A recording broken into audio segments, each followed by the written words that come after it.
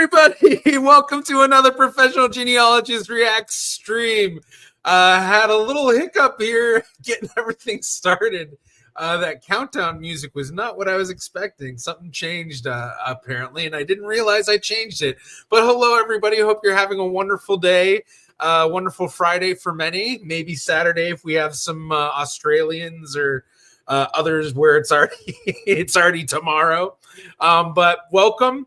We'll do a quick going through the hellos for everybody. I see we got a lot of people already here. Awesome to see that. And then we'll jump into the ancient origins from MyHeritage, the new thing that they just announced the other day. So we'll start out with some hellos. And the first one, I already saw that you're here. Bramba, hello, probably can't make it. Well, you're here. I saw that below, so that's awesome. And then Anna Tommaso, hello from Western New York, grabbing a cup of tea and glad to be inside when it's 5 degrees out. Wow. Yeah, it snowed here the other day. It's still pretty cold here, but it's a little bit warmer now. I think it's in the 30s. Oh, it's actually over 40 degrees here now. But yeah, it's cold here too, but not as cold as that.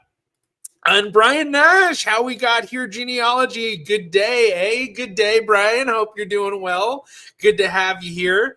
And then Joker, I see we've got some of your results. We got version 0.95 and then your version 2.5. I'm not going to go through that because I do want to get to the stuff, but there people can kind of check that out. Yeah, saw this new feature on MyHeritage last night. It looks quite interesting. Yeah, they announced it just the other day. I had early access to it. I think I'm like part of a program of like people that they give early access to stuff. And so, oh, wow, I just noticed that my screen is off. There we go. Not that it would matter. You're just seeing the edge of a couch in my floor, but still weird. But yeah, so they just announced it, but we'll go through that in a bit. Let's see.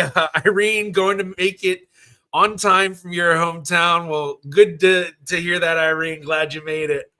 PZ, hi G, new vlogger. MyHeritage Ancient Origins is illustrative DNA, which I already have purchased. Yeah, we'll kind of go through that. It's in the announcement MyHeritage put out. They talk about that. It's a partnership with illustrative DNA. So it's basically, if you already have illustrative DNA, you've probably seen this stuff. I don't know if there's any updates to it, but it's pretty similar, I think, to kind of how they did a deal with genetic affairs and getting the auto cluster onto MyHeritage. Stig, hi everybody from Oslo, Norway. Well, hello, Stig. Good to have our Scandinavian representation here. From Roman era onwards, I'm 100% Germanic, but in the Iron Age, 2.6% Central Siberian figures. Yeah, and I guess for some, you might be like, whoa, what's that? So once we get into the results, we'll be going through my results. So yeah. Karma Gal, early hello from the land of frozen Nebraska. We actually hit double digits today, 21 degrees. Well, congrats. I guess not as cold as New York, but colder than where I am. Thanos, hello from Greece. Hello, Thanos. Good to have you. Penny Bailey, hello from Roseville, California. Thank you for joining, Penny. Wonderful to have you. We have Alexandra from Koblenz, Germany, one of our regulars. Good to have you, Alexandra, as always. And then Rash7 Rome 7, good morning from New Zealand. Good morning. And I think, Rash, you're the one who actually brought up Ancient Origins on the Discord, which good shout out for the Discord.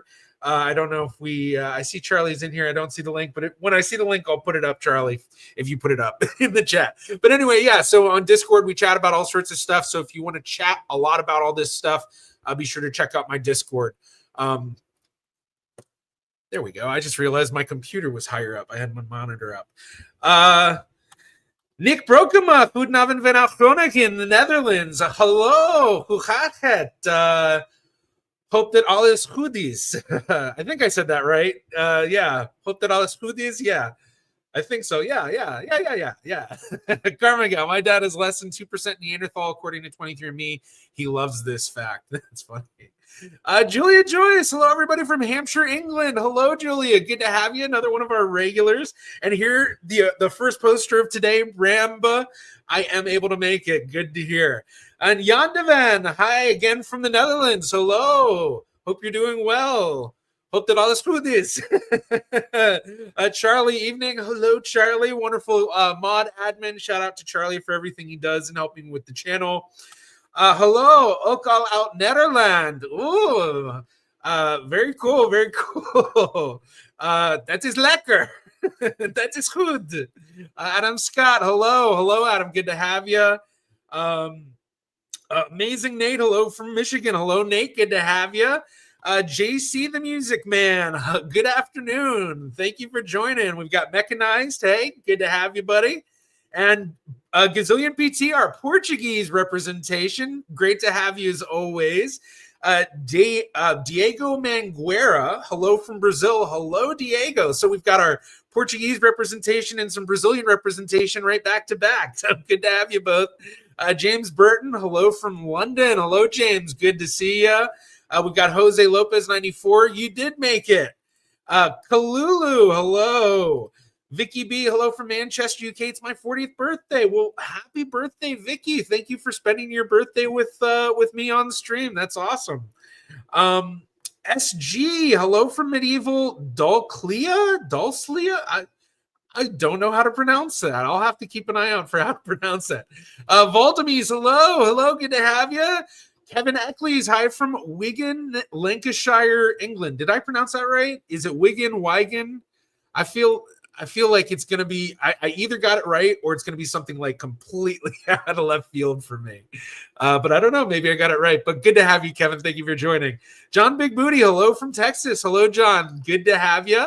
Daniel M coming in from Bristol, a bit late, not too late, only a couple of minutes, but you know me, I always take forever to go through all the hellos. And a happy birthday to Vicky B. -6 Celsius here in Prince Edward Island today, up from -23 early in the week. Wow. Which I guess Celsius, I'm trying to think what that is, because 32 Fahrenheit is 0 Celsius. So I guess -6 would be like probably 12 or 10 to 20-ish degrees Fahrenheit. I don't know, something like that. Either way, it's going to be cold. Jose Lopez, if I typed in another language in the chat, would you understand it? I think it would depend on the language. I do speak a couple of languages very minimally. Yo habla español, ik spreek een beetje Nederlands. I don't know how to say I speak a little French, but I do speak a little French. And then just knowing a lot of various little things in reading stuff, I can usually kind of get an idea as long as it's not too much. But yeah, so it'll vary. Like if you write something in like Hebrew or like Russian or something, I could phonetically sound it out, but I wouldn't be able to like understand what it meant. So yeah, I guess it would vary. All right. Rob, evening. Rob, hello. Hothead. Hope that all is good is. Then let's see. Daniel M. Yes, when America says it's 40 degrees and it's cold, everyone else 40 degrees is hot. Yeah, 40 degrees in 40 degrees in Fahrenheit would be like, I guess, 2 or 3 degrees Celsius or something like that. Sebig, hello from Norway. Hello, good to have you. One of our other Scandinavian representation. Enabled, disabled, researching very deeply now into a criminal family, found the only photo of that family. That's cool. That's cool. I love photos and stuff like that. Oh, and I see Charlie posted the Discord server. So for those who want to join the Discord, talk about all this stuff, especially once the stream is over, go over there. We've got a pretty active Discord. A lot of cool people in there. Santiago Ochapinti. Santiago Ochapinti. I hope I said that right. Hello from Buenos Aires, Argentina. Hola. Good to have you. Glad that you are here. Trying to think if I've ever had a lot of folks from Argentina. You might be one of the few, so that's really awesome. We do have I've had a lot of South Americans on here. So, and for a while, one of the mods for the channel was from Brazil, actually. So, Maven 2, hello from work. Oh, hello, Maven. Hope you're sneaking it like cell phone in the corner at work. Don't get yelled at for doing that if that's what you're doing. And Enabled Disabled, another one of our Scandinavian representation, and someone who has their own YouTube channel about genealogy. So go check them out too. A lot of cool videos. Bruce Southern Sass Apyares, hello from Georgia, USA. Hello, Bruce. I don't know if I pronounced that last word correctly, but I'm sure I probably didn't. Oh yeah, je parle un peu de français. Yeah. Yeah, is that right? Because yeah, je suis. What is it? Je m'appelle Jaret. Je suis. What is it? J'habite in North Carolina. I don't know how to say North Carolina. Okay. All right, let's jump back. Eric Sheridan, hello from Kansas City, Missouri. Hello, Eric. Good to have you. One of our regulars, as always. Mark Davis, just signed up for one of your sessions at Roots Tech. That's awesome. Good to hear, Mark. Yeah, I'll be speaking at Roots Tech, which is in like 2 weeks. I think actually the day I speak is 2 weeks from today. I'll be talking about the future of genealogy. So that I'm wondering how big of a room I'm going to have, because they had me as like one of the like main talks. Like if you go to the Roots Tech talks, I think I'm like one of the first one in the list. And I know that my talk was like, you could clearly see it in a lot of the like promos that they did. So yeah, that'll be interesting. This will be my third year talking at Roots Tech. I guess technically more my third year talking in person, because I spoke last year in person, I spoke the year before in person, and then I did webinars the year before that and the year before that. So I guess 4 years. But yeah, so that's awesome. And for those who don't know about Roots Tech, it's the largest genealogy conference in the world, held in Salt Lake City. If you're really interested in genealogy, look into it. It's basically like Comic-Con, but for genealogy. So all the big companies are there. I even heard 23andMe is going to be there this year. So that'll be really cool. All right, I'm going to try to jump through so we can get into the meat and potatoes of today. So I'm just going to kind of look out for some hellos. Howdy, Florida's bragging about your 67 degrees, which I guess all the Europeans are like, oh my gosh, they're on fire. Which, but I don't know what 67 degrees would be in. Like what would it be? Because 18, I guess it'd be like 18 degrees Celsius. Is that right? That might be right. All right. Buenas noches, Salerian, one of our Twitch representatives. Good to have you. Which good mention. I stream on YouTube and Twitch. So if you're on both platforms, definitely follow me both places. Helps me out. Hello from Ireland, from F Nansg. I don't know if there's that's anything to pronounce, but either way, hello from Ireland. Good to have you. Thanks for joining. Let's see. Slava Ukraina. Yeah, that one. Well, that's easy. Yeah, I know what that means too. Yeah. Pravit. Jose Lopez. Would that be a coincidence? Oh, I don't know if you're talking. Yeah, I think you asked about the language stuff. All right. Hello from Germany. Do you follow elections from other countries? We have one on Sunday. That's why the question. I actually don't really follow that much in terms of international politics. I mean, like I kind of do minimally. I like, try to read up on stuff all the time and all of that. But honestly, I don't pay too close of attention. If anything, funny enough, I guess I've learned I've probably paid most attention outside of U.S. politics to Canadian politics, but that's really just because I watch JJ McCullough's videos, so it gets me kind of interested in that. So yeah, let's see, apiaries. Okay, that's how you pronounce it. All right, I think that's most. Okay, we got a couple more. Hello from Macedonia. Good to have you. And I like the Macedonia Greek spelling. That's cool. Antonio, hello from London. Good to have you, Antonio. RW Cons, assalamu alaikum from Florida. Assalamu alaikum. Good to have you. Thank you for joining. And I think that's all the hellos everyone else has posted. So now we'll jump into it. So ancient origins. So they just announced this. And here's the announcement. You can see February 19th, literally just 2 days ago. And as was mentioned earlier by, let's see, they should get a shout out for mentioning it. Here we go. PZ, it is just illustrative origins. So, yeah, here we go. Illustrative DNA.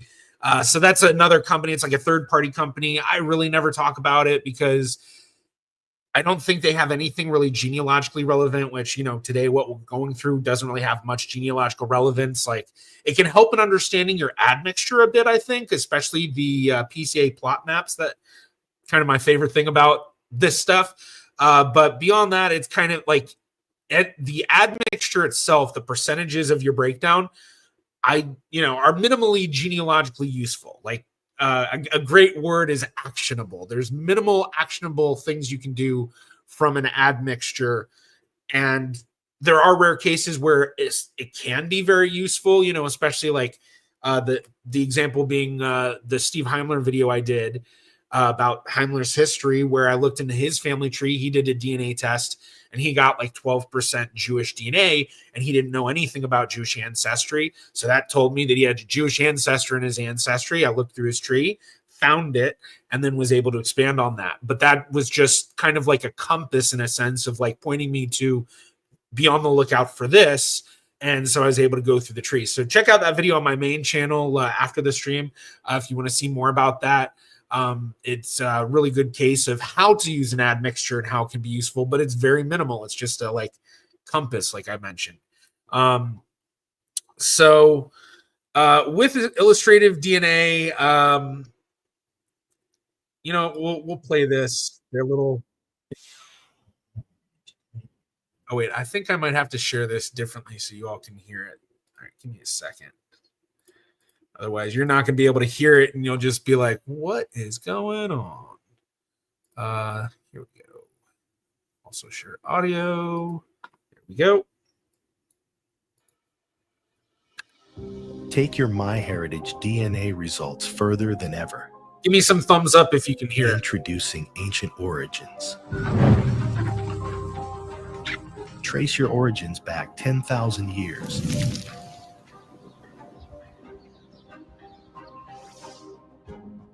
Uncover the ancient civilizations you descend from.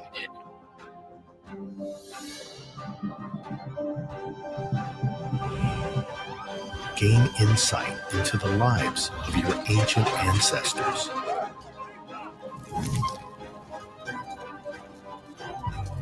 And explore how your heritage evolved over thousands of years.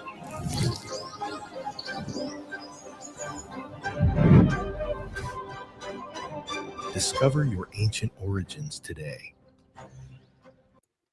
So it's not genealogically useful. It's just kind of a fun little thing to see how you can connect into ancient things.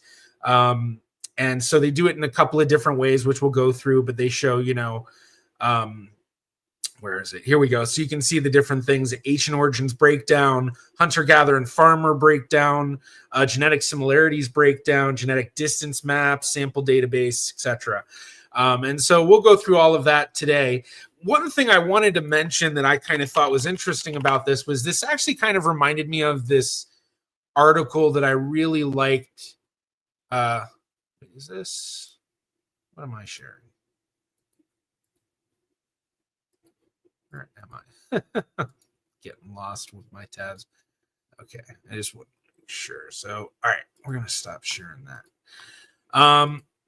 So I'm gonna pull up this article, but it's this article by a geneticist named Razib Khan that he wrote years ago, and he was a consultant for, I believe, Family Tree DNA.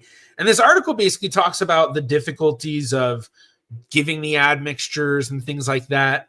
And one of the things that he mentions is basically about this, the difficulty of people in understanding the kind of more ancient breakdowns of things, which can be a better way to look at it in some ways, or the more accurate way, I guess. So this was the article: Your ancestry inference is precise and accurate-ish. So I guess 2017. And let's make that bigger. So I'm going to share this in the chat.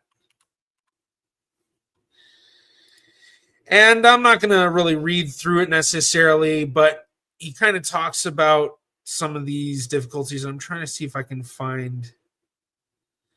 let's see. I don't think that... because he mentions basically like the way that people would understand it versus the best way to kind of talk about it. Yeah, the data do not fit a model that makes much sense to the average consumer. In other words, you descend from a mix of Bronze Age migrants from the western central steppe of Eurasia and Mesolithic indigenous hunter-gatherers and Neolithic farmers.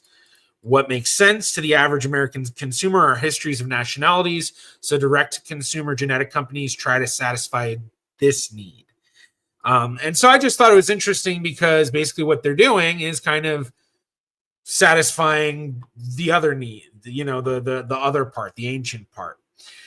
So here we're going to go through my results now. Let's see. I saw some chats. I see, okay, a bunch of thumbs up that you can hear.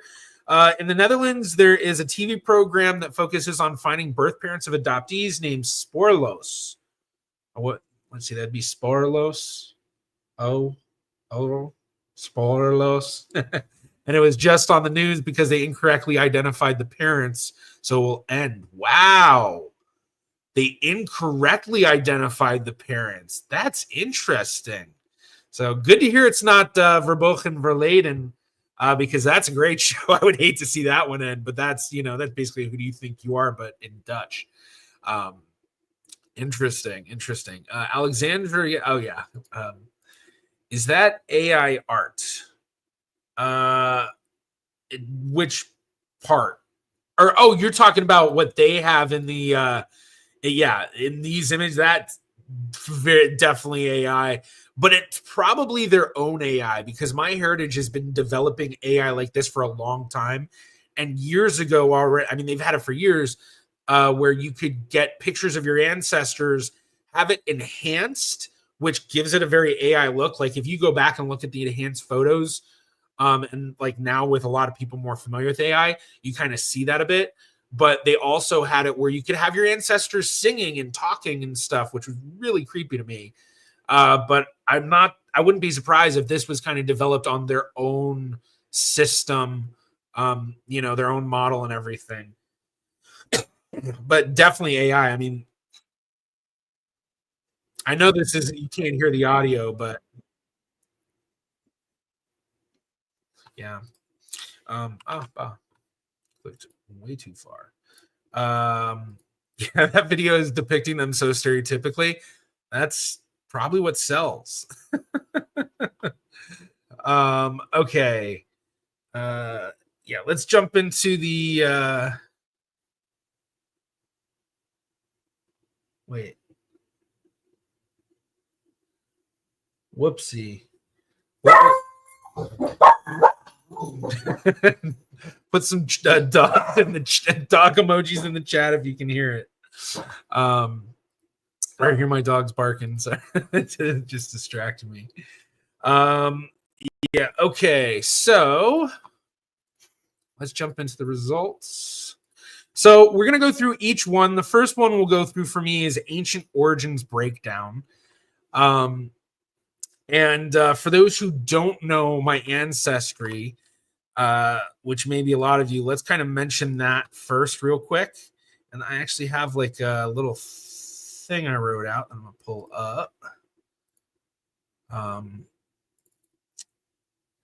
Okay, so in terms of breaking down my ancestry within recent knowledge, the best way I could break it down is in a simplified version as 87.75% of my ancestry is Eastern European Ashkenazi Jewish. So 87.75% of my ancestry basically traces to like the Pale of Russia. The Pale of Settlement is the more accurate name. 7% of my ancestry is Sephardic Jewish, and specifically that's Western Sephardic Jews through Amsterdam. And then 5.25% of my ancestry is Dutch Ashkenazi Jewish. So that's kind of my breakdown. Basically, all of my ancestry within a percentage that makes sense is Jewish. And I do have known non-Jewish ancestry, but it's very far back. So like one of the most recent ones is my royal connection to Juan Alonso Pimentel, the 5th Duke of Benavente, who is a grandfather, like one of his grandsons migrated to Amsterdam and became Jewish there. But we don't know his full ancestry. We have a document that basically gave his son permission to use the coat of arms of Pimentel because the courts of Portugal approved that he was an actual descendant. So that's how we know he's a descendant, but it only shows that he's a grandson. So we don't know like how he's a grandson. And it's known, I guess, that Juan Alonso Pimentel had Jewish concubines. And so a lot of people think that might come from that. So it's the Enriquez Pimentel family, very, very interesting family. There's actually a lot of stuff you can look up online. There were books written about it. For anyone from the Netherlands who knows about, I can't think of her name. I want to say it's Rachel Pimentel, who was known for saving a lot of babies in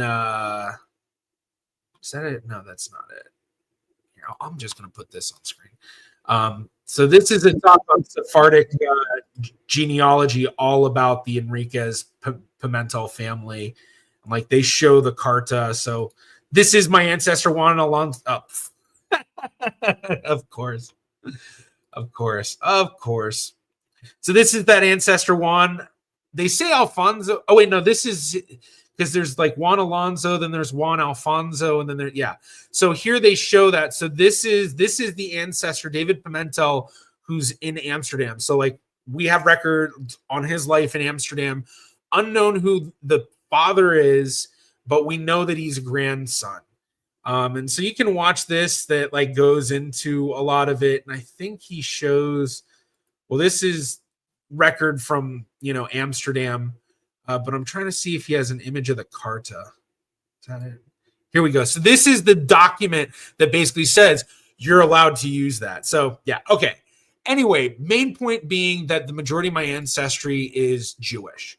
So with the breakdown, they give it very interestingly. They have where you look at it first Bronze Age, then you look at it Iron Age, then Roman era, and then Middle Ages.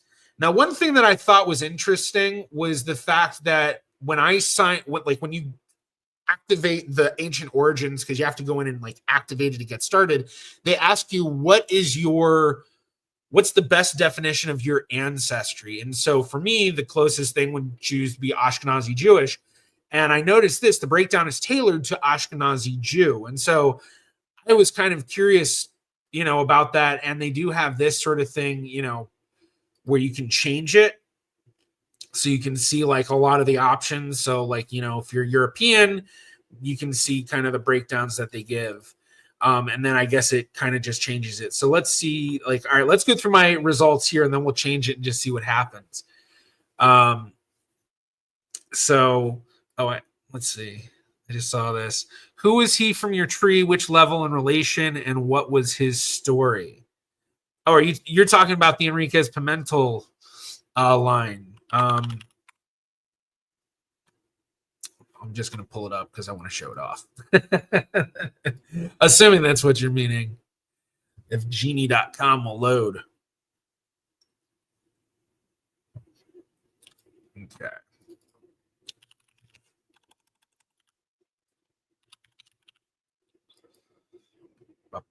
I'm trying to remember. I want to say he's like an 8th or 9th great grandfather of mine.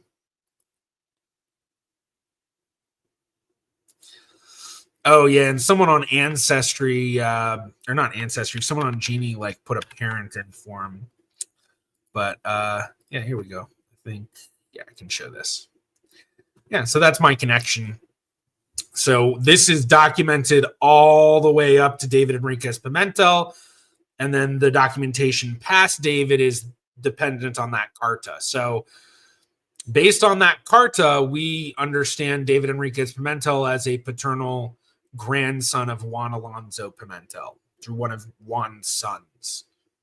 So, and here they have it as Alonso Pimentel. I don't know how true that is. I mean, there's a lot of people that have researched this. This is one of the questions I think that, a lot of people that are within the Enriquez Pimentel family or within that kind of Portuguese royal ancestry research or whatever. They get into it. But yeah, so that's the connection. Through my maternal side goes up my Nunes Vaz line, then over to my Robles line, and then my closest male Enriquez Pimentel ancestor is, what is that? Grand, great, second, third, fourth, fifth great grandfather. Yeah. So, all right. So, in terms of my ancient breakdown, we have Canaanite, which is the Levant. I know you're not going to be able to hear it, but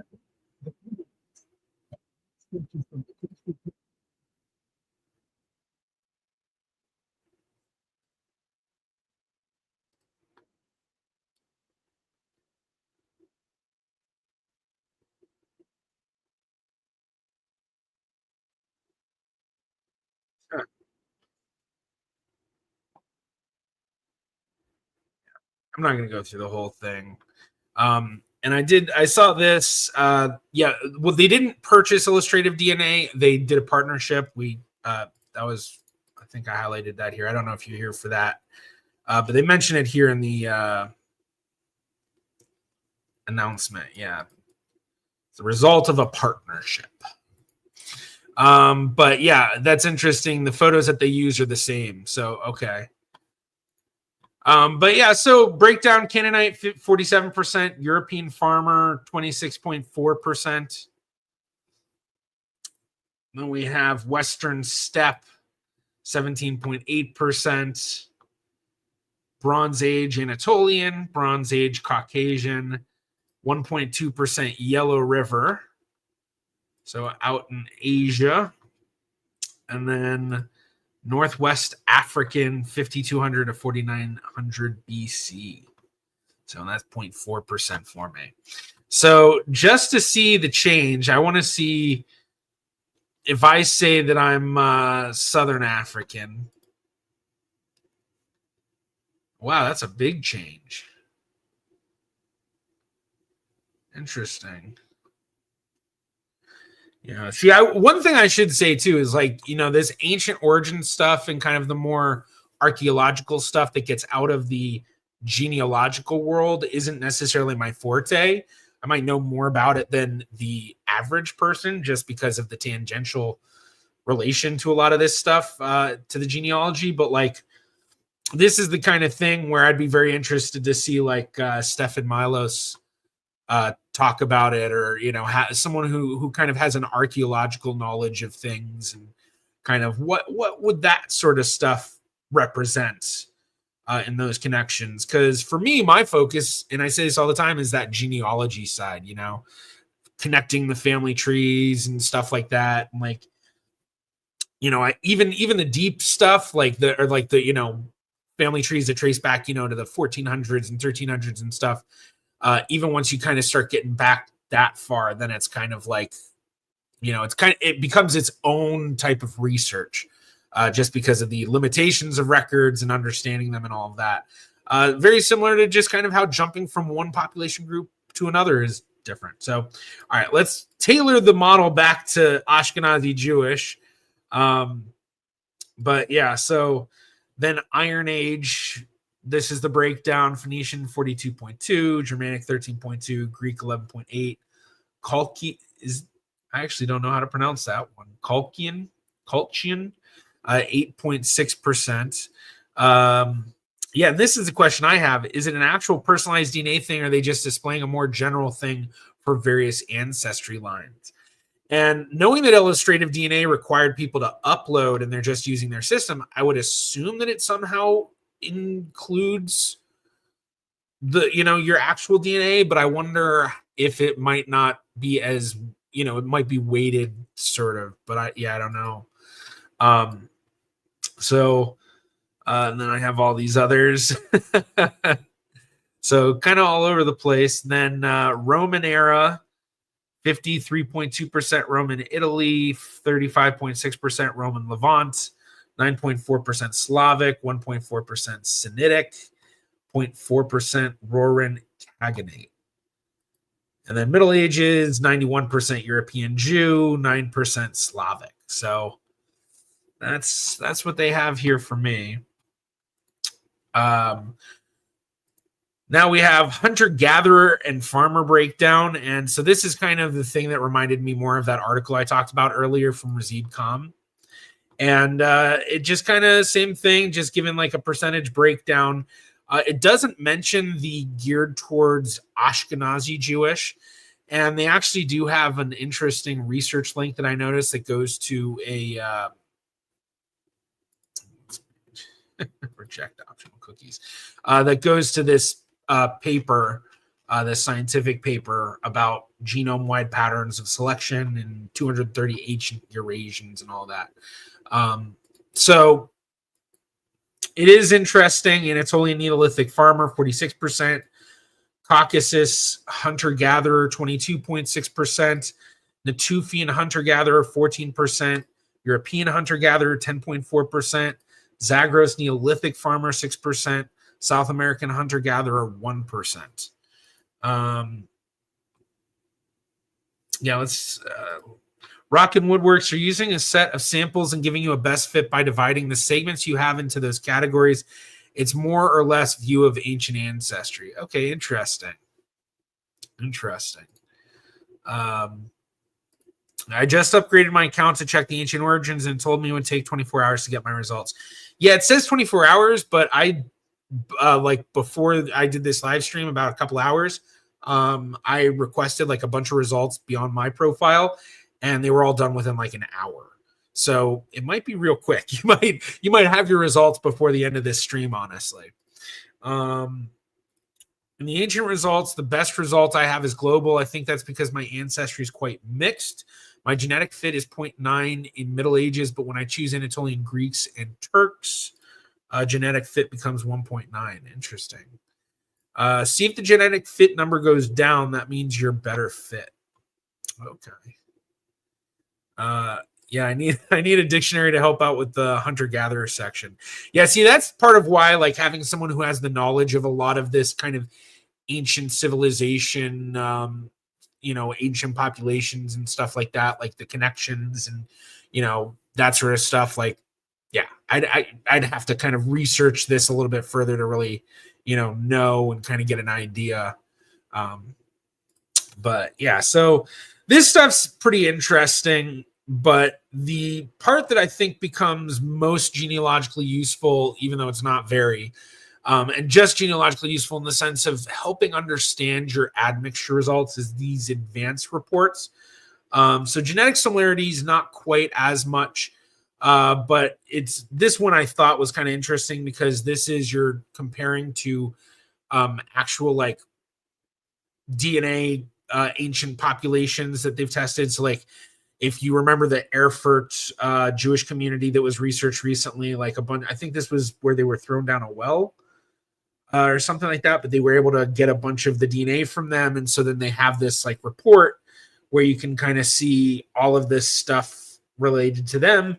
And it also gives you that distance of their connection to modern day populations.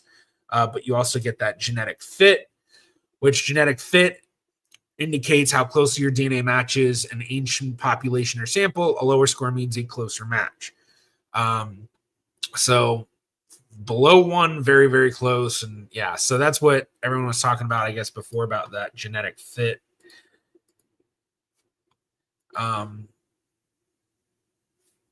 So interesting.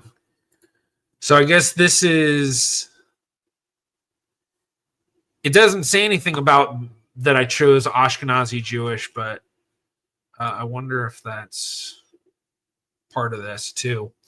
Okay, well, going back to single origin, then we have late antiquity, Central Italian, and Rome is some of my closest. So a lot of Italian, medieval European Jewish, the Norwich study.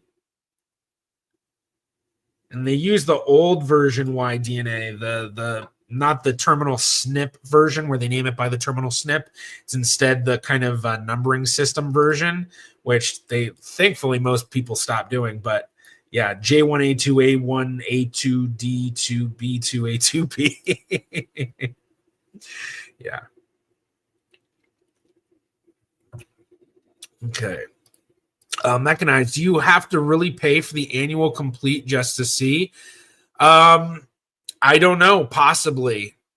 I know that, one of the things a lot of these companies are trying to do is roll out features that they can put behind paywalls so they, can increase profit. But yeah, I don't know.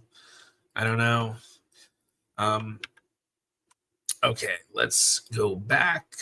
So then they have these dual and triple origins, which I guess it's giving you like the genetic fit of two connected cultures. So Bronze Age closest is Canaanite and Unitic culture. Or Unitesi? Not sure.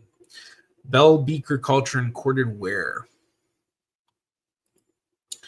And then Iron Age, Hellenistic Levantine, and Gaul are the closest. Best fit. Roman era, Byzantine Levantine, Roman Pannonian. Interesting.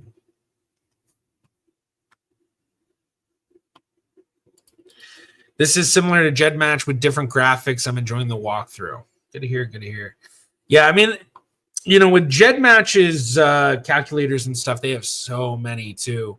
But yeah, the ancient origins thing, it certainly is kind of fun and interesting to go through because in a similar way that, like, I guess for me with genealogy, when I think about the history of stuff that happened in the 1700s and 1600s, and then knowing where my family lived and, kind of their situation, I guess, it kind of gives you an image of like, oh, what was happening with my ancestry then. But then this is kind of similar in the sense of like taking that further back.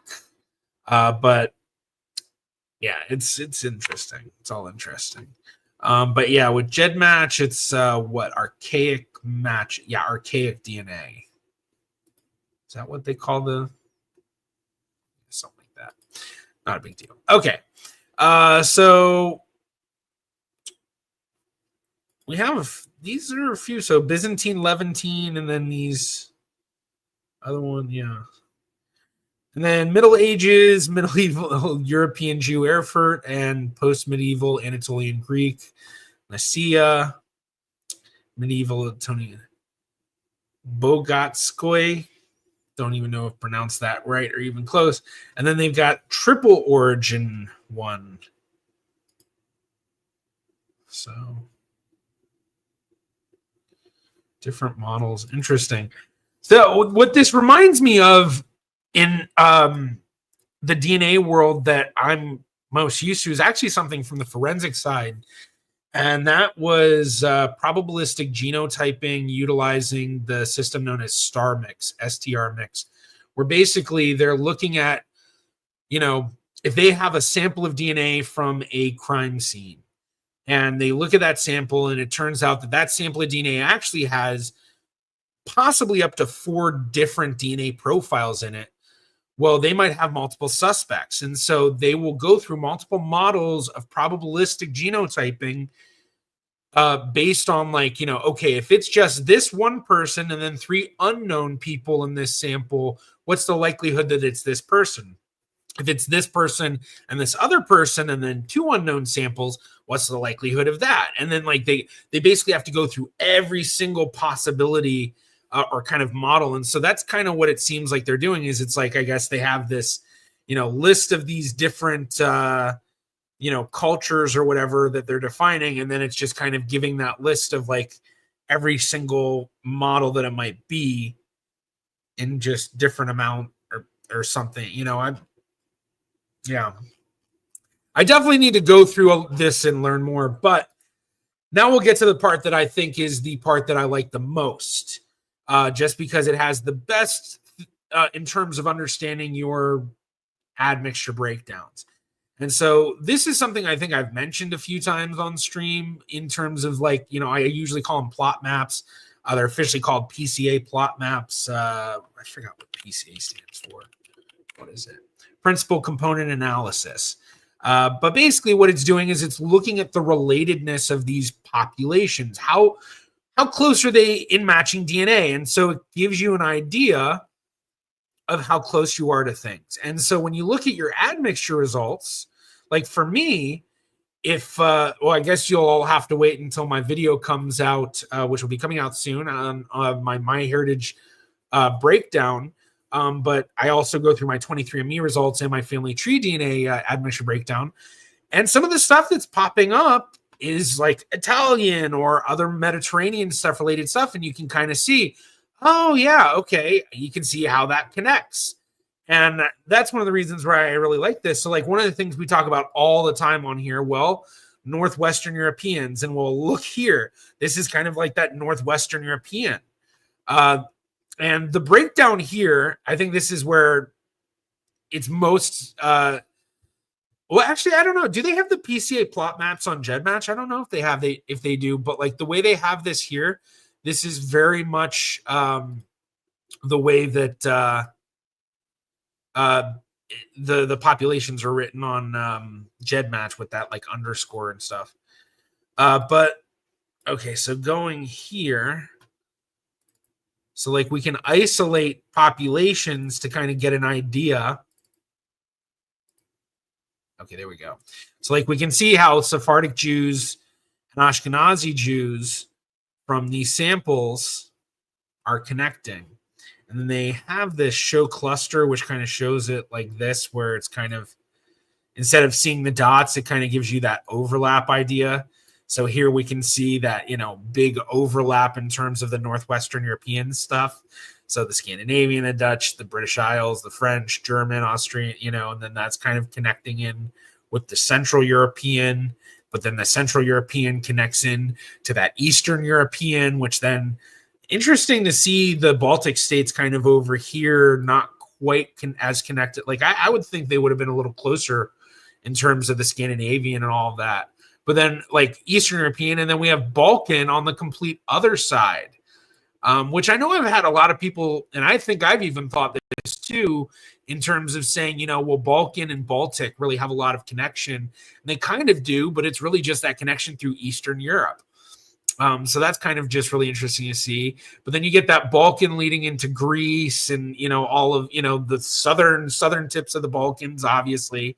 And then obviously we got that Mediterranean over here coming off of Southern Europe, which connects, you know, it's like, it's really interesting because when you know, if you know the geography of Europe, you can kind of just like flow through Europe and kind of, you can almost visualize Europe itself through this. Granted, you know, it's not quite like that. And then you can see how, you know, that kind of connects in down here. So all very interesting. But then they also have a lot of different other plotting maps. So here we've got like the Balkan Turks and Crimean Tatars. So you can see kind of where I fit like over here. Then West Asia Caucasus, let's look at that. So West Asia, I'm in that Roman Byzantine Anatolia. And so you can kind of see the break off over there going up. So I'm kind of isolated over here. Let me check chat. I just realized I have not checked chat in a while. Yeah.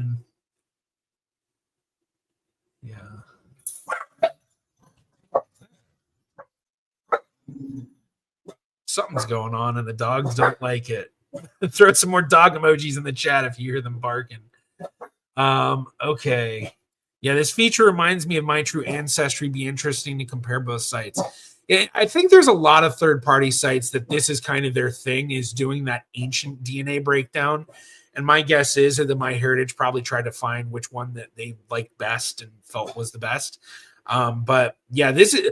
I really never use these third-party sites that do this kind of stuff. Like the only reason I'm looking into this now is just because it's on MyHeritage and I already have access to all this stuff on MyHeritage. Interesting thing to go through for a live stream, I figured. But yeah, that for anyone who does have My True Ancestry, yeah, let me know if you think My True Ancestry, for people that are interested in stuff like this, would My True Ancestry possibly be another option they could go that might be just as good or better. I get the closest number with Balkan East and West, then with South Asia, so set it as global. Okay, yeah, I'm going to go through all of these.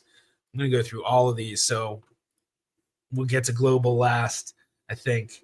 Yeah, this reminds me of the stuff on GEDmatch and FTDNA. You know, now that you say that, I do kind of remember FTDNA having stuff about ancient ancestry, but I don't remember ever going through it. So maybe we'll do it on stream today. I don't know. We'll see. We'll see.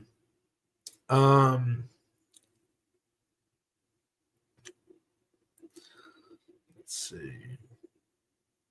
Interesting. The dropdown doesn't allow me to select global PCA. Is it just me or is there a bug? Well, we'll find out. If I'm not able to do it, then you know it's not just you. Oh, Weeping Scorpion. I don't think I even saw you were here. Salutations. Well, hello. I can't tell if you're saying salutations is in goodbye, farewell, Avita Zane, good night.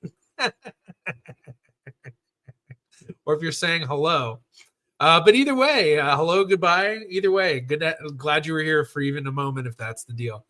Wow, that's a lot of overlap between Baltics and Finland. Didn't expect them to be right on top of each other. Interesting. Let's go back to that. Wait, was that under Balkans and Finland? Oh, I just noticed Sardinian all the way up there in Basque. Interesting to see Basque is really its own thing. I guess that kind of makes sense. Okay. What am I missing? Oh, there it is. Finnish. Yeah. Wow. Yeah, that is kind of interesting, huh? Well, where's Sweden and Norway in here? Do they have Sweden and Norway? Oh, Scandinavia. There we go. Okay. There we go. All right, let's get back to it. Let me just go through a couple. Brian was able to get global.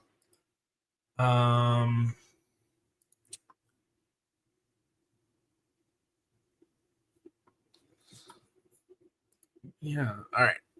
I have to do something real quick. Chat settings.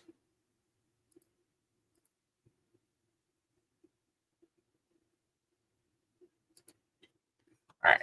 Sorry. I had to do a quick ban on someone in Twitch. Okay, let's see. Oh, you just got here. Good to have you. Good to have you. Atreyu, my true ancestry is good but expensive with top tier level, but the information is deep and almost exclusive to their service. Interesting.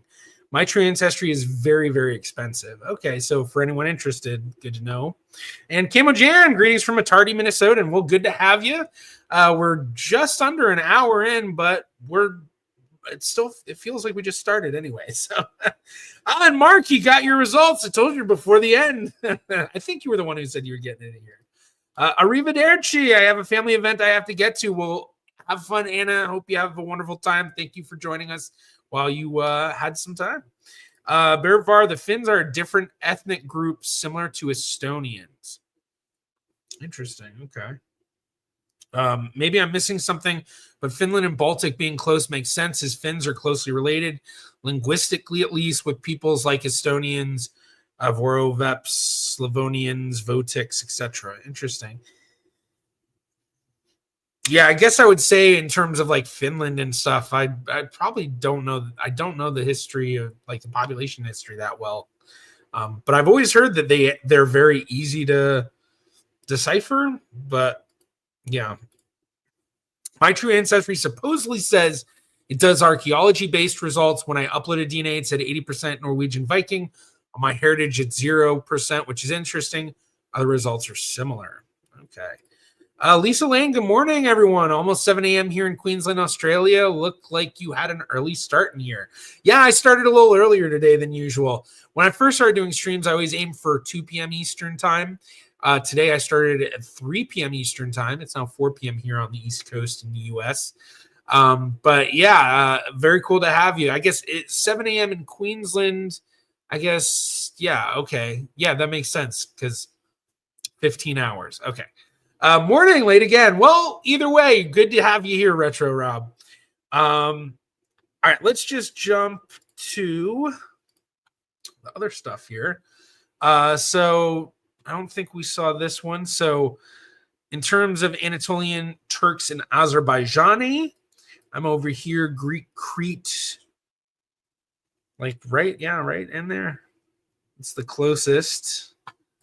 And then Central Asia. I'm like way, way out here. So, yeah, far from Central Asia. Now, Africa, I'm guessing it's going to be North African closest. Yep, closest is Egyptian and Maghreb. And then, yeah, all this, which I think this is a great representation for Africa because one of the things about African DNA is that there's a lot of African ancestry that is extremely similar. And then there's also a lot that is extremely different. And like you get some of the most different DNA signatures in Africa from everyone else in the world. And so you can kind of see that in these different populations that are so far away. So yeah, it's super interesting. All right, Americas. Oh wow, I just saw this. I gotta add that. 844 for every tier on My True Ancestry.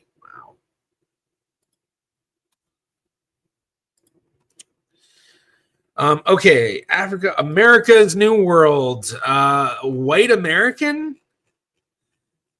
Wow, that's interesting. I didn't realize they had that as like a thing.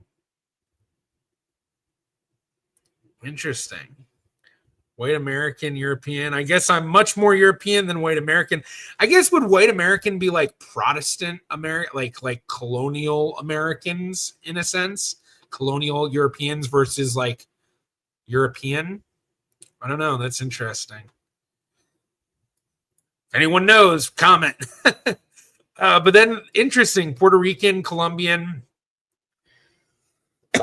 Okay, so I guess they are doing that. So then they have African American, which that's interesting to see. With the African American, you can kind of see how it's like, okay, that's Puerto Rican. So that they're like, there's a few that are kind of closer to the European populations, but then we can see it's not quite the same as sub-Saharan African. So I guess that's basically kind of the sense of like, well, in terms of American populations, a lot of African Americans were influenced by Europeans, but not like in a large amount, I guess. But, you know, it's kind of like how we talk about all the time when we have someone who's doing a DNA test with African American ancestry. If we look at their admixture, you're probably going to see about 10, 15% European and 80, 85, 90% African. It'll vary. You know, I know the saying used to always be 25% European and 75% African.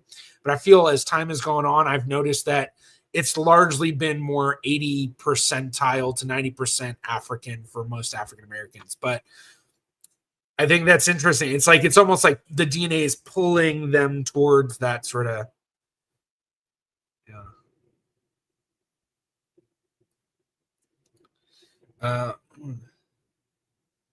wouldn't that be European American? Yeah, I mean, I would think that would be the better definition, but I guess they just chose to name it white American for whatever reason. So, you know, MyHeritage is an Israeli company, but the other company, Illustrative DNA, my guess is they're an American company. I could be wrong. Let's see if they have it listed here.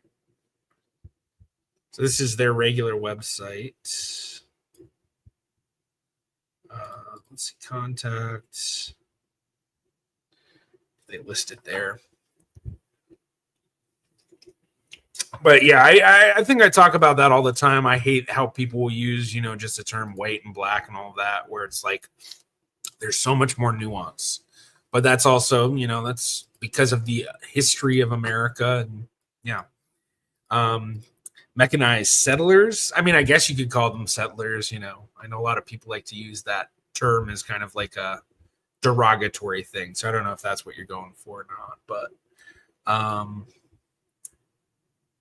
white American is a MyHeritage fantasy. Well, that's why I'm wondering like what they mean exactly, because in my idea of like, if I were to define white American, then I would define that as like the families that were here from colonial times or earlier, because those are the families excuse me, those are the families that have been around so long that they have mixed a lot. And like, if you find someone descends from early colonial settlers, most of the time you find that they descend from a lot of the big families that were here. And so that, I think that might be what they're going for, but I'm not 100% sure. But I mean, you can see it like falls flatly in between with all of that European. And, you know, if you think about all of this European like this, well, they're just defining it as European. But remember, look at it. I mean, that big plot, in a sense, is this combined kind of, but then trying to make, you know, whatever, you know, American white or whatever they called it. But my guess is if you put American white against this European, it would probably fall somewhere in here, like the Northwestern European stuff. But a lot of them are obviously influenced further. Oh, we don't want to jump to that just yet. Just from more recent migration, but all right. Yeah, they need to stop adding colors. That's how you know they're American. Well, yeah, that's why that's why I said like for MyHeritage to do it, it is kind of weird because they're an Israeli company, and I, you know, maybe they would look at it things like that, but I doubt it. You know, I would think they would look at it very differently because a lot of Israelis I know have basically shared the same sentiments that a lot of Europeans I know share in the terms of like, why do Americans harp so much on white and black and all of that? It's like all the history. But yeah, so I yeah. White American is Utah WASP. I cluster with the Italians a long way away, so I am New Jersey. Okay. Yeah, presumably white American has New World substrate. That's a possibility too. But I guess, you know, with Native Americans kind of all the way up here, and while it's, you know, it's not quite like above it or anything, it is like the of the Europeans, it gets the closest to that. So that could be it. But I feel like there's very little Native influence in a large way to most European Americans, but I don't know. That could also just be because of the fact that so many people that descend from colonial settlers in the Americas are now mixed with a lot of more recent migrations. All right, let's jump forward a little bit.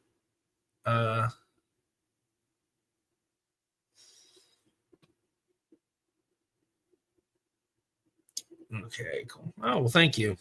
Furthermore, good channel you have. Thank you. Daniel, so that looks like no. Oh, wait, you were answering. Oh, yeah, but that include Native. They've been here all the time, too, yeah. They're using a category called Utah White.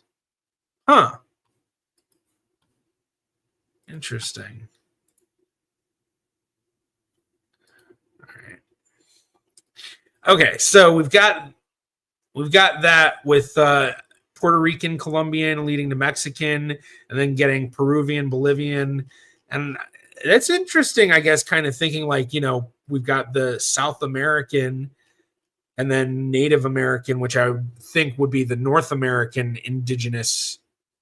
But I wonder if Native American includes all Native American, Southern and Northern. I don't know. So, all right. So New World, East Asian. Well, I don't think I have any East Asian. What is that? I'm like, yeah, I'm a lot of steps away. Not Asian at all. Not Asian at all. Or I guess East Asian would be the way to say it. South Asian. Okay. A lot closer to South Asian. Very interesting. So South Asia is one of those places that I definitely know very little about history-wise and things like that.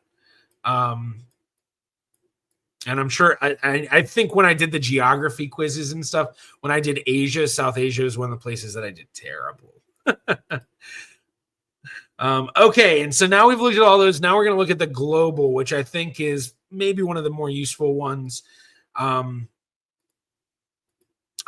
Oh, is it glitching for me too? Oh, no. Okay, there we go. Okay, so here we have the global. We've got sub-Saharan African all the way out here, which, you know, these are going to be the most unique DNA signatures, the most different DNA of all the rest of, you know, populate. Basically, it's like almost like the out of Africa sort of, like you can see it. So we have sub-Saharan leading into the Horn of Africa. So, you know, Somalia, Ethiopia, Eritrea, you know, Kenya, kind of that area.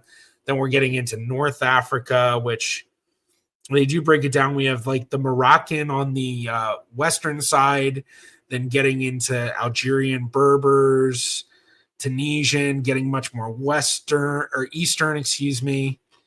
I don't know what that dot behind that is, but we're not going to know. Maghreb, Algerian, Libyan, Moroccan North. Interesting. Tunisian. Okay. And then there's our Egyptian, Coptic Egypt. So the Egyptian, I guess, yeah, that makes sense, falling into the Levant. And the Arabian Peninsula. So Palestinian, Jordanian falling in there. Then we have Levant. And we have me right there, basically halfway between the Levant and Europe. And then we've got, yeah, so kind of the typical, yeah. So falling right where I'd expect pretty much. And then we've got European. And we've got a lot of West Asian Caucasus over here. So very cool. Leading down into Balaki and Brahui, Pakistan. So I guess that's South Asian. Yeah, all this getting Crimean Tartar, Central Asian. That's kind of cool too, because we've got that like Asian ancestry, then leading into, we have the Oceanian off to the side over here, and then leading into the Americas. And that's really interesting to see. Obviously, it makes a lot of sense, but, you know, America is East Siberia, Southeast Asia, East Asia. So that's really cool. It's really cool. So, yeah. So that is the global plot. But yeah, I mean, I find that these PCA plots are the most useful in terms of just helping and understanding, you know, when you're getting a lot of readings in your DNA admixture and you're not expecting it, or maybe you're expecting something else, you can kind of look at these and get an idea of like, well, you know, I was expecting German, but why am I getting this French reading or Dutch or whatever? And you can look and see, oh, okay, well, it makes a lot of sense because there's a lot of overlap between people who are Dutch and people who are German. And yeah, so let's, I want to see global PCA in the clusters. So it's really interesting. Me. You. So, all right. Now the last one, this is the sample database. You can see I already did a search earlier for the but basically samples from different populations where you can look at the details about it. So the one that I was looking for, the Erfurt Jews that we talked about earlier. So we can see the distance. And then we can look at, you know, the genetic closeness, modern and ancient populations. But yeah, it's one of the things that I wasn't sure with this was if it's really giving anything specific to my DNA, or this is just kind of a generic, like, sort of thing. Like, is this like, just the details they have for them? Because we see all the samples here, but there's like nothing to click to. They give the Y-DNA haplogroups, which these three are going to be the closest to me. Mitochondrial DNA haplogroups, well, I'm H1AI1. They have H1AJ1A. My dad's mitochondrial haplogroup is K1A9, interestingly enough. So it is what I thought. It's just an overview, which my hope, and I guess that's kind of what we're confirming here, was that, we'd be able to compare to a specific sample, which I think there's some third-party sites that have that as an availability. Maybe My True Ancestry is one of those. But yeah, so that is the ancient origins stuff. So you can see powered by illustrative DNA down here. Maybe you can't. I don't know. Oh, wait, no, you can't. Down here, blocked by the thing I have. Yeah, I can't scroll down to show it either. So, but you can see the houred by. Actually, here. Well, I'll take that off for a second. There we go. Powered by illustrative DNA. There you go. Now you can see. Can you see? Can you see? Close that stuff out. So, all right. Well, I guess at this point, what I'll just do is keep an eye out for questions and maybe go through some comments that people have had. And yeah, so if you have any questions or anything, put them in the chat. Or if you want to tell me about what you're thinking on this stuff, let me know. Bar, just realized you're showing up as my wife's fifth cousin, 54 centimorgans over 7 segments. Probably just Ashkenazi noise, but you need to develop your MyHeritage tree. Can't believe my tree is bigger than yours. Yeah, I haven't really done a lot of work on my tree on MyHeritage. Part of that is because if you go, or most of my most complete tree in a sense is on genie.com, which is connected to MyHeritage system. So if you're on MyHeritage, you can find my tree on Genie technically.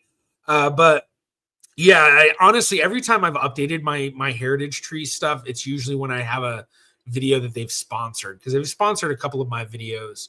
And so I usually update it, especially as like, okay, I need to talk about stuff with it. The last video I had that they sponsored was the one with identifying Max Miller's grandfather's biological parents, because his grandfather was adopted. So MyHeritage sent me 5 DNA kits, one for Max, one for his brother, one for his sister, and one for his mom and one for his dad. And so they all took MyHeritage tests. Yeah, go watch the video on my main channel after this stream. But yeah, in terms of your wife being a cousin of mine, the thing is, even if it is a Ashkenazi noise, we're endogamy sort of thing, she and I, that DNA we share probably is identical by descent from shared ancestors. It's probably just that we share multiple distant ancestors. And like, really, like, we could be like, our closest relation might be 9th cousins, but we're 9th cousins in like 5 different ways. And, or how about this? 9th cousins in 7 different ways. So every single one of those segments might be from a different line of our ancestry. And it's just 7 different ancestral couples or something, So we probably still relate, she's probably my relative, just, yeah, distantly. Wouldn't mixing with Native Americans be more of a French than an English thing? I keep thinking of Charles Curtis, the VP, who had mainly French and Native American ancestry. I don't know. I guess that's not something I honestly know off the top of my head. In terms of, did the French, have more relationships with Native Americans than the English? But I could kind of see that, I guess. But then again, I don't, I'm kind of thinking like the, French and Indian War, and like, I don't know, maybe.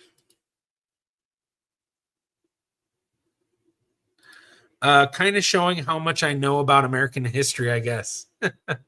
I'm not, yeah, I don't know. Okay, let's see. Yeah, I just saw that you're muted. Wait, sorry. Not muted for me. My TV turned off. Yeah, that would be. Yeah. Can you explain the logic behind the feature that the ancestry changes when they tailor the data to your ethnicity? Like, how does that work? I don't know. That's something I need to look into. So that's one of the things I think I said earlier is when it comes to like the interpreting DNA for ancient stuff and all of that. Like that's kind of getting out of my wheelhouse of knowledge. Like I know a lot about DNA testing and stuff, but pretty much my focus is geared towards genealogically useful. While this stuff is fun, it is very, very minimally genealogically useful. There's not much you can do with it genealogically. So, yeah, it's not something I've ever really learned a lot about. I may learn a bit more about it just because, playing with this on MyHeritage now, but it's certainly not something I'm going to be, diving super, super deep into, I don't think. But, yeah, I'm going to try to feel, I don't know. I don't know now. Maybe I will later. Rock and Woodworks, me being Spanish by way of Cuban parents on the global PCA map, I'm close to Levant and Europe. I believe that's a result of Southern European history as a crossroads. Interesting. Yeah, I think that could very well be what's going on. It certainly makes sense, but that's very interesting. Yeah. Was a very good video on Max Jarrett. Thank you very much, Brian. I'm glad you enjoyed it. Hi, Jarrett. Would you expect to get a Canaanite or Levant reading if you had a historical Jewish connection? Yeah, for sure. In terms of, if you have a, very minimal Jewish ancestry, I imagine it might be influenced by that. So in other words, if you have like a second great grandparent that was Jewish and the rest of your ancestry wasn't, then you probably wouldn't find it as large of a percentage, but I would think that it would show up. But yeah. I know in Canada, the Acadians mixed with the Micmac in Atlantic Canada. Interesting. Daniel M, is the ancient origins thing useful or just a curiosity? In terms of usefulness of genealogically, minimal. The usefulness that it is just these PC, and this is my opinion. The usefulness of this is just that with these PCA maps, they can help you in understanding your admixture results. So if you're getting something that you're not expecting, or if you're not getting something that you were expecting, these PCA maps are a great way to visualize why that might be happening. But really beyond that, I don't see any genealogical usefulness for this. But I mean, I imagine I know a lot of people are really into ancient cultures more than they are modern history. And so I would think that a lot of people that are really interested in that sort of stuff, this is a thing that's going to be, they're going to really love. But for genealogists like myself, fun to go through for a little bit, but not anything like I'm like, ooh, this is going to change my research.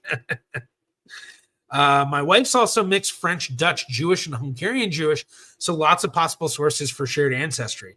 Well, if your wife's Dutch Jewish, more than likely we can find out exactly how we're related, because Dutch Jewish trees can confidently be traced back, both Ashkenazi and Sephardi, to the 1600s, many even to the 1500s or earlier. And because of that, we can actually see the connections in a lot of ways. So, if you're getting back to, the 1600s, you're talking about like 10th great grandparents and stuff like that. At least for me, for me, my fourth great grandfather was born 1799, 1800 or so, or at least a lot of them were around there. My fourth great grandparents, I think of a specific fourth great grandfather of mine, Abraham Nunes Vaz, born 1799 in Amsterdam. But then like sixth great grandparents and seventh great grandparents were like 1600 to 1700, and then 10th great grandparents are like beginning of the 1600s. So might be able to find it. Karma, my Scottish was said to have been friendly with the Native Americans, so we have that rumor. My Scottish ancestors had that don't care, laissez-faire attitude. Very cool. Berivar, have you been able to see 23andMe's latest updates? All my matches have shifted out to 7th to 10th cousins, including all my known 2nd to 3rd cousins. I see it's impacted everyone. I'm glad you mentioned that. I completely forgot about that. I did see that. I haven't gone through my own results to check it out, but I saw a ton of genetic genealogists in the Jewish genealogy community getting really mad about it because, yeah, it completely screwed it up. And basically, I think what 23andMe was trying to do was kind of like what the Timber algorithm does on Ancestry. But I know a lot of people already hate the Timber algorithm. But it seems that 23andMe's thing, the IB, identical by descent thing. Forgot what they called it exactly, but they named it something off of the IBD. And the terrible IDB 23andMe. No, not inflammatory bowel disease.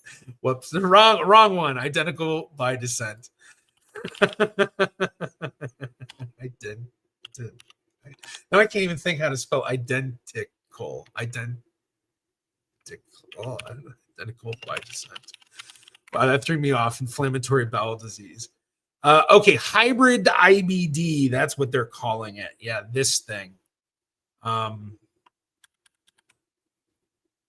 The science behind your genetic matches. Yeah, and for a lot of people with endogamous populations, I don't think it was just Jews that got hurt by this. It basically completely throws off the relationship estimator. Not that their relationship estimators were anything to, go or write home about anyway, but yeah. Next lifetime, interesting to see how far some of those plots are from each other. Yeah, I think that is really the fun, I think the PCA plots for me are the most fun and most interesting to go through. Can you migrate 23andMe data DNA kit to MyHeritage? Yes, you can. So all you need to do is download your raw data off of 23andMe. I can't remember if it downloads as a zip file, a text file, or a CSV file, but a likely download is one of those. You then go onto MyHeritage. They have an upload feature, or I think they might call it the transfer DNA feature. You do that, and then you're in. The thing is if you're uploading DNA into MyHeritage, I believe there's extra cost to get access to a lot of stuff. But they do every once in a while run specials where if you upload during that time, you get free access to everything, and or at least for a limited time. And Roots Tech, the big genealogy conference, is coming up. It's going to be, when does it start? March 4th or 5th, I think. Maybe it's the 6th. Basically, March 5th-ish to March 10th. Or no, March 5th to 8th, the 9th, I don't know, something like that. That's when Roots Tech's going to be. And my guess is a lot of companies are going to be running specials that week. So if you're thinking about buying a DNA test or uploading to MyHeritage or anything like that, it might actually be worthwhile to wait until the week of Roots Tech to see what specials are they running. Because during Roots Tech is when they're trying to go crazy. For those that didn't hear me talk about it earlier, Roots Tech is basically like Comic-Con for genealogy. It's in Salt Lake City. The 6th to the 8th is the official. I'll be talking there. Lots of amazing stuff going on. There's literally, last year, I want to say it was like, I can't remember if it was 30,000 people that attended, but it is huge. So this is like, if you want to learn the latest, if you want to meet, I'm going to be there. I think Connie Knox from Genealogy TV is going to be there. Amy Johnson Crow is going to be there. Amy Cross is going to be there. Trying to think of other big name genealogists. Roberta Estes is almost always there. I imagine she'll be there. Blaine Bettinger is often there. Literally the top tier echelon of genealogists largely go to Roots Tech. So it is the place to meet people, the place to learn about what's going on. And okay, let's jump. Yes, the irritable bowel syndrome and inflammatory bowel disease again. Yeah. Keenan, hello from Bosnia. Well, thank you for joining, Keenan. JC the Music Man, docs from the Kohlberger case recently came out about their IgG process and how they developed the sample. We'd love to hear your thoughts on that. It's only a couple of pages. Actually, I need to read into that. I know I've seen a lot of people posting about that. I saw some headline stuff about it, so I don't know how true that stuff was. Like the thing that I saw that I really want to look into was I saw something say that basically they admitted to uploading it to MyHeritage DNA, who says that they do not allow that, and the judge is still making that admissible. So I need to learn what's going on there, because that is something where I think that's just a terrible thing for anyone working in investigative genetic genealogy to do, is to go against the terms of service of these companies, because the number one thing they need for investigative genetic genealogy is they need the public on board. If you don't have the public on board and you do a lot of backhanded stuff that people are not going to be comfortable about, they're going to take their DNA out of these databases, and it's going to make it harder to solve these cases. So I don't know if that's what happened. I certainly am not saying that is what happened. That's why I need to look into it and see. I definitely want to read more into this case and find out more about what's going on exactly. I remember when it first came out, everyone was talking that they used IgG for it. At the time, it was kind of like, I don't understand how they would have used IgG necessarily. But then I think, media being media, they got a lot of stuff wrong, which is why what I said before, I'm like, I need to check that out, because media will put out headlines about stuff and be completely wrong, and then they correct themselves, days later in some small little blurb that no one ever sees. So yeah, I'll definitely look into that. Not sure if I'll do that as a live stream or as its own video. Maybe I'll do it as its own video. I don't know, but yeah, that's an interesting one to talk about.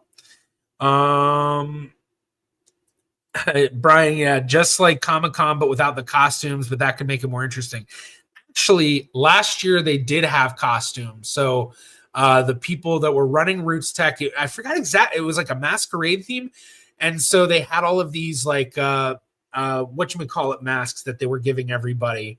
And I got one, and it's actually, I keep it in the background of my main videos now. It's probably really hard to see. I keep it down next to one of the keyboards I have in my background, but yeah. Next lifetime. How many relatives do you have connected through Family Search at Roots Tech? I only had 2. Last I checked, I want to say it was about 7, but I also have, because of the royal connections I have, which some of those are connected in Family Search, not just that Enriquez Pimentel connection I showed earlier, but I'm also connected to some other royal families through a few different ways. I get a lot of like distant cousins, so I don't think I had any relatives that were closer than like a 9th cousin distance that they were going. I love those YouTubers too. Yeah. Well, we actually, funny enough, a lot of us YouTube genealogists get lunch together at Roots Tech. So last year we did that. We took a photo together. We're planning to do that again this year.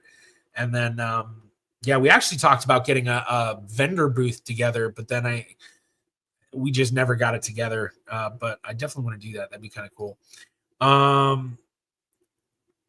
During a special on MyHeritage, I deleted my uploaded DNA and re-uploaded it again to get the paid features for free. Okay, interesting. So yeah, I guess that is a way you could do it.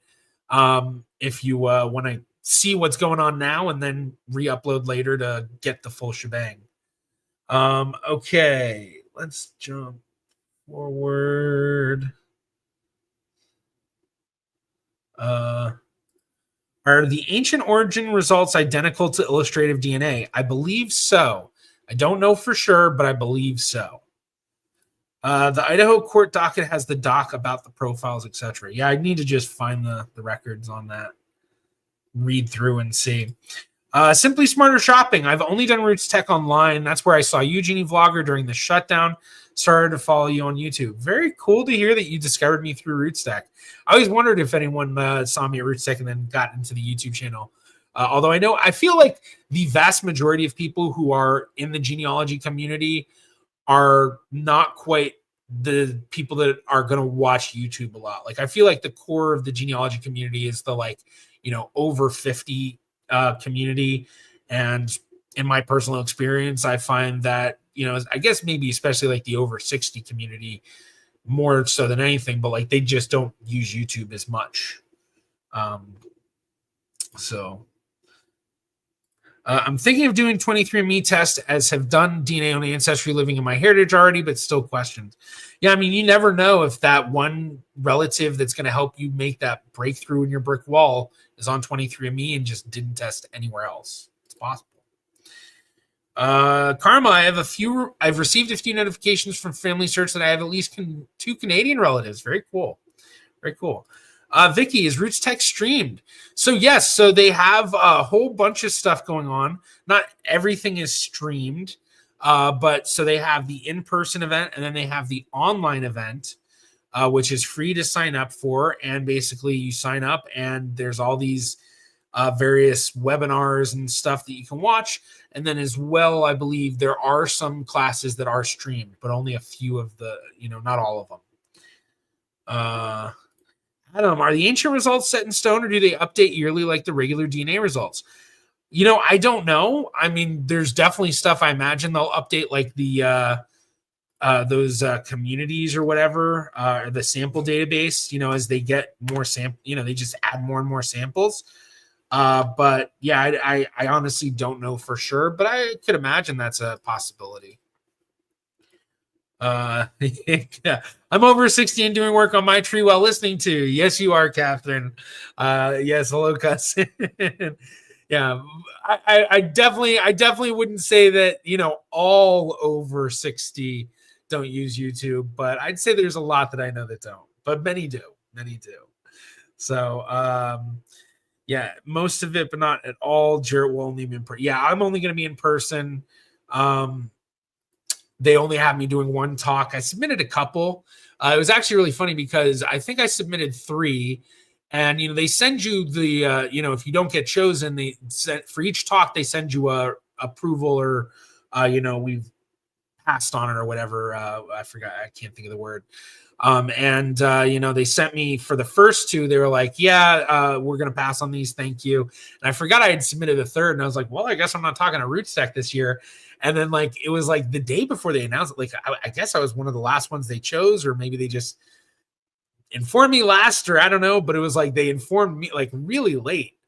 It was like, we're going to do your future of genealogy. I was like, oh, okay, cool. So next thing I knew, they had it actually, I wonder if it's still like that. Where basically when you go to the class schedule, I think I'm okay. I guess it's not like that anymore because it's basically they had it where my talk was at the top, it was the first one. Yeah, that's Dean is good. Yeah, I wonder if it will show it here. On-demand library. Yeah, none of my stuff's on demand. All right.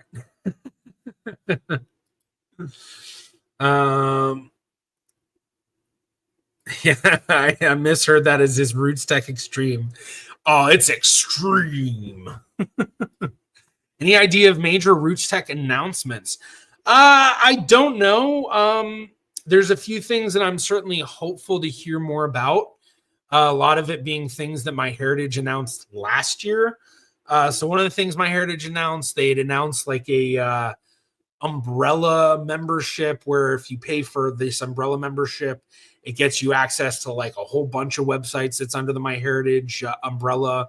So genie.com's membership, and then I guess a few other things. Kind of similar to how with Ancestry, there's the all access membership where you get access to Fold 3 and newspapers and other websites. But the things that I'm kind of looking forward to, especially, is hearing from MyHeritage about artifact testing. Last year, they talked about the fact they were going to do artifact testing, which is you have grandma's dentures and you want to see if you can get DNA from it and make a profile for grandma, and she's passed, and that's the only way, or envelopes or just whatever. So looking forward to hearing about that. Curious to see if Ancestry has any big updates because, I've heard rumors of, things going on in the back end of stuff. And I don't want to say anything because I can't remember for sure if it was embargoed information or if it was just rumors that I heard either way. But Roots Tech, there's always big updates. This is kind of the big place to do it. So I'm hoping MyHeritage will have some stuff, because with them releasing the My Origins and Ancient Origins and all that stuff within the past month or so, I get the feeling they were trying to make sure they had it out before Roots Tech so that they could harp on other stuff at Roots Tech. I could be wrong though, so I don't know. Oh, very cool. I just finished designing a flag to represent genealogy. I'd love to see that. I don't know if you're in the Discord, but if you are, post it in the Discord. That'd be cool to see. Great. Now I've got Rihanna in my head. Thanks. You're welcome. You're welcome. You're welcome. Yeah, I remember hearing about those announcements. Yeah, hopefully FTM finally releases during Roots Tech. Yeah, I guess Family Tree Maker is what you're talking about. I don't remember when they released the last one. I'm not big on the offline software. I know a lot of people are. I certainly understand why a lot of people would be. Just not something that, I don't know. I feel like whatever research I do, try to make it available, or at least available to put up. But I don't know. Either way, yeah. I don't know. I think they always have a booth, though. I think they always have a booth, and they have sessions at their booth. Next lifetime, I wouldn't be shocked if Ancestry has a second update like they did a couple of years ago. Could be. From what I heard, it was other more important things going on in the background. So one of them I can say that definitely was not one of them was the chromosome browser, which a lot of us have been really hoping for. Give us that chromosome browser. Yeah, juicy genealogy gossip. That's got kind of like a onomatopoeia, juicy genealogy. I guess, yeah. What would be something that a good synonym for gossip that would have a J-ish sort of sound? Juicy genealogy. I don't know. That's just something. Will the future of 23andMe be known at Roots Tech? I don't know. I saw somebody posting about this in the genealogy community recently that I thought was a really good post, in terms of, they were saying that, we hear all of this stuff in terms of especially the fear mongers, the anti-DNA people that really don't know a lot about what's going on, that just are oh my God, all this stuff happening at 23andMe. But for those of us that are on 23andMe, they've been rolling out a lot of stuff, doing a lot of different updates. Some stuff not quite as good as the others, like that hybrid IBD thing that we looked at before.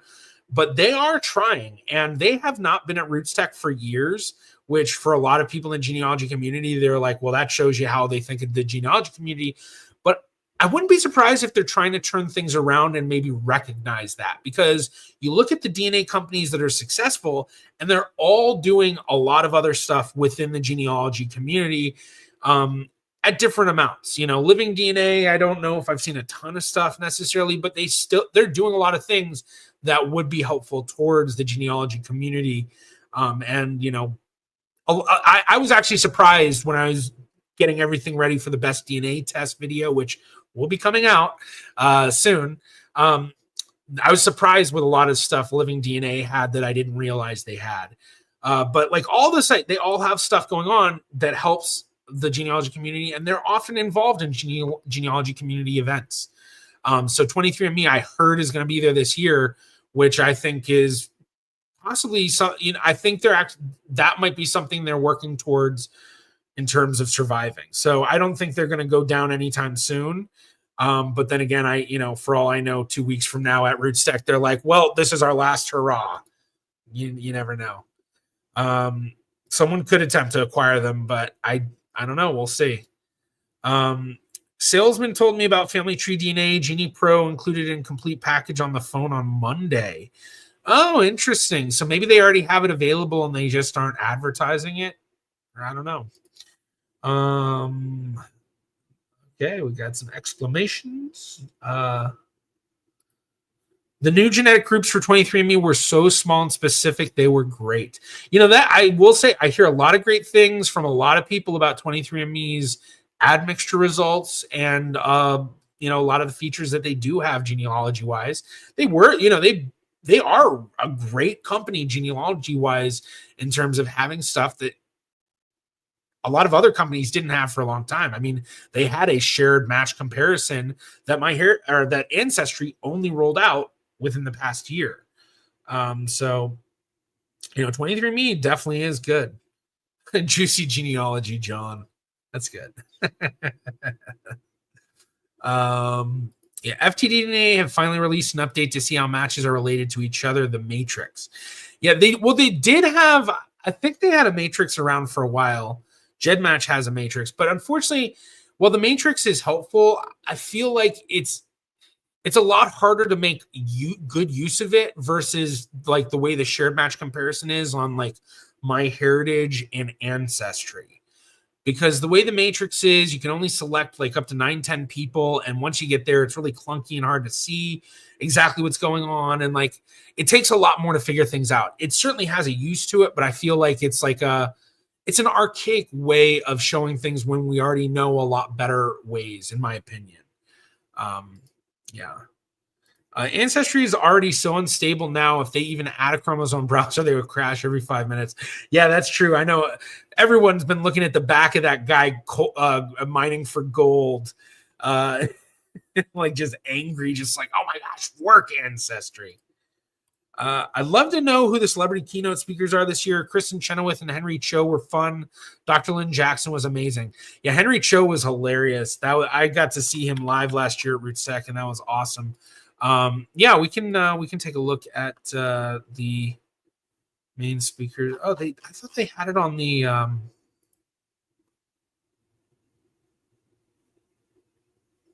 guess we'll have to look here in the schedule. Skill level, speakers, topic. Okay.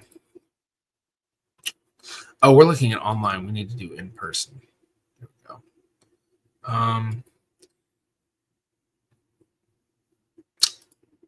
I'm trying to think of the best. Okay, they're doing it by day. So let's see. When is it's usually, I want to say it's the 11:30 or it's the 1. Yeah, I don't know. They're not making it easy. Let's check keynote speakers. Okay, first 4 keynote speakers for Roots Tech.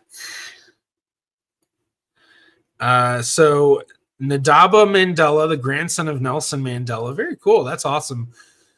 Free Nelson Mandela. Bring him back home to Soweto. I just messed up my hair. I want to see him walking down the streets of South Africa tomorrow. Oh, I'm snapping. My dogs are like, what's going on? Dana Tanamachi. Not familiar with her. World-renowned artist. Tara Davis Woodhull and Hunter Woodhull, Olympic gold medalists and Paralympic gold medalists. Okay, very cool. So I'm not familiar with any of them necessarily. Obviously, I know Nelson Mandela. Don't know about his grandson. But yeah. Oh, interesting. He lived with them. That's cool. So that'll be Thursday, March 6th. So yeah, I guess those are the keynotes. It says the first 4 keynotes. I wonder if there's somebody else they announced too. Yo no say, way no say. Juicy genealogy juju. That's a good one. Well, it'd be nice for them to pivot back to the genealogy community again. Yeah. I think if they want a chance of surviving, that's the way to go, because the way that they have their business model, it relies on selling their consumers data to make a consistent revenue flow. Once someone's done a DNA test, there's nothing else there. They have the 23andMe Plus, but it doesn't give enough benefit for people to really pay for it. And even if people do, I know a lot of people that will pay 23andMe Plus for 1 month and then they don't pay anything else, or at least I've never paid for it, so I don't know if that's exactly how it goes, but I've heard from people saying that. So yeah, they definitely need to. Have you seen the recent YouGov survey on people's attitude to DNA testing? I was particularly surprised. I think around 37% of Americans have either tested or had a close family member test. Lots of M. Interesting. Yeah, I have not seen that. I didn't know about that. Discord is like a gaming thing. No, not my style. Maybe Reddit. Yeah, you can post it on Reddit too. Discord's not a gaming thing necessarily. I know it's it's used by gamers because it's a platform where you can easily communicate. So if like you're playing a game with somebody and you don't want to like talk to them through the game system and have a private chat, that's how a lot of people do it, is they put their, have the chat stuff on Discord, and then they play and stuff like that. So it's gaming related, but it's much more of like an active forum. So worth checking out maybe, but either way, yeah, you can just post the flag on Reddit. How long have I been going? Okay, yeah, I've been almost 2 hours. So, yeah, definitely watching the one with Nelson Mandela's grandson. Don't know who the other two are. Yeah, lots of mystery. Okay, okay. I fear they'll copy Ancestry, which puts shared match relations behind a paywall and every other feature. It's possible, but I hope not. The thing with Ancestry, though, is you pay for the membership and you get the extra stuff for the DNA matches, but you also get the access to their entire records database, which 23. Well, actually, I think 23andMe started adding records. They have that's right.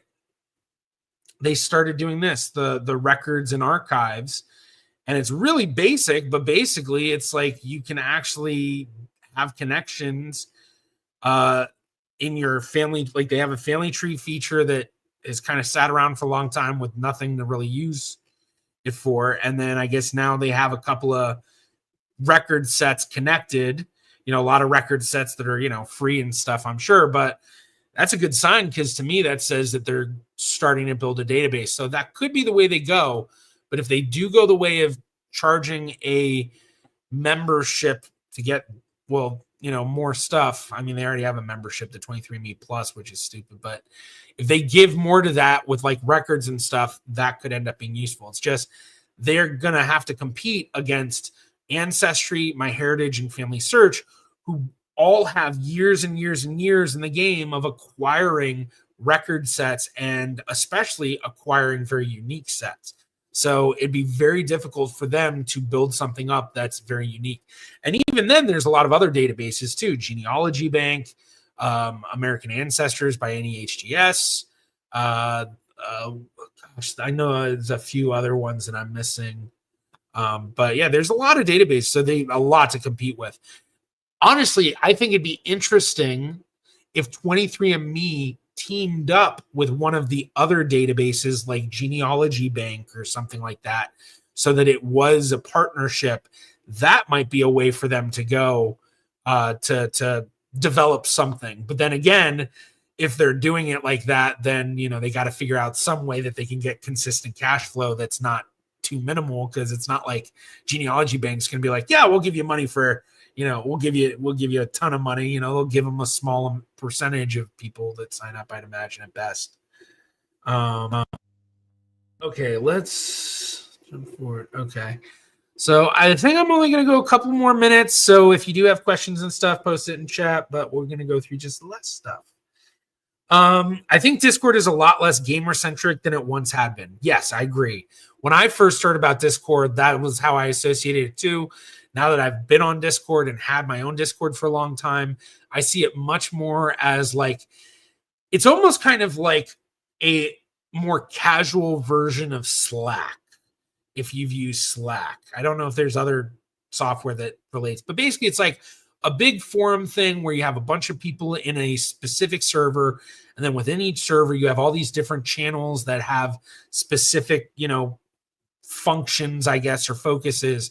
And then there's chat channels and all of that. And so it just kind of helps organize conversations between a bunch of people with a central interest. Yeah, 23andMe updated their trees and records, but I haven't looked into it. Yeah, I looked into when I looked at the record sets. Last I looked, I think they only have like 3 or 4 record sets, so like barely anything. But you got to start somewhere. If all the DNA companies put matches behind a paywall, people will just pivot to GEDmatch now.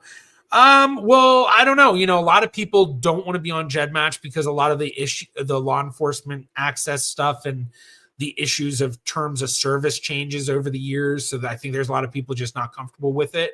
And the other thing is every database has people who have only tested in that database and for whatever reason may never test in any other database or may never be able to, like especially people that have passed away. So if you abandon the other databases, those unique testers are going to be just out of the equation. So people could pivot to GEDmatch, but it's not like it would necessarily be a quick replacement. Or it's the same reason why a lot of genealogists will talk about if you want to get the most out of DNA testing, test everywhere, or at the very least, test at the places that don't allow you to upload, and then make sure you upload all the ones that allow it. Because the more genetic matches you have, the more likely you are to find a significant match. Because you never know if the one match you need to solve a family mystery just happened to test in 23andMe and never tested anywhere. And especially like people that are adopted, think about, if you have a half sibling out there and they tested an Ancestry, but you don't, well, you're not going to be able to find them unless they test in another place. So, yeah. Sefcat, hey, good to have you. I can't remember if I feel like I haven't seen you in a bit in some streams, so it's great to see you here. Not much time left for the stream, but good to have you even for just a bit. I gave up both MyHeritage and Ancestry DNA subscriptions because their suggestions were so disappointing, borderline ridiculous. Yeah, I mean the hint system definitely has a lot of flaws for both. I personally prefer building trees on Ancestry versus MyHeritage. One of the reasons why my MyHeritage tree is not very updated.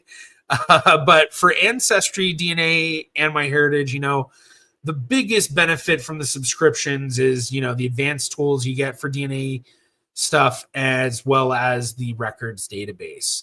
And both of them have unique records to them. MyHeritage has a lot of different stuff. I feel internationally, whereas Ancestry kind of has a much more robust English-speaking world data set. They still do have a lot of other stuff too, but yeah. Oh yeah, Teams. Yeah, Google Teams. I think is that what you're referring to? But yeah, there's a lot of stuff like Discord. So, all right. Well, I think with that we're gonna call it. I truly appreciate everyone joining me today for this stream. It was really interesting. I thought this stuff was pretty cool. Not genealogically useful. The MyHeritage ancient origin stuff, that is. I know we talked a lot of other stuff after that, but not genealogically useful, but very interesting and cool. And I'll be interested to see if Stefan Milos or some other YouTuber that focuses on more ancient cultures and things like that, if they have anything to say about it. But you all have a wonderful rest of your Friday, or for those where it's already tomorrow, it's Saturday, have a wonderful Saturday. But either way, have a wonderful weekend. And for all of you out there in the cold, frigid, whether it's 0 degrees Celsius or 10 degrees Fahrenheit, whatever, hope you all have a wonderful, wonderful, warm time. I am Jarrett Ross, the Genie Vlogger. I will see you all next time.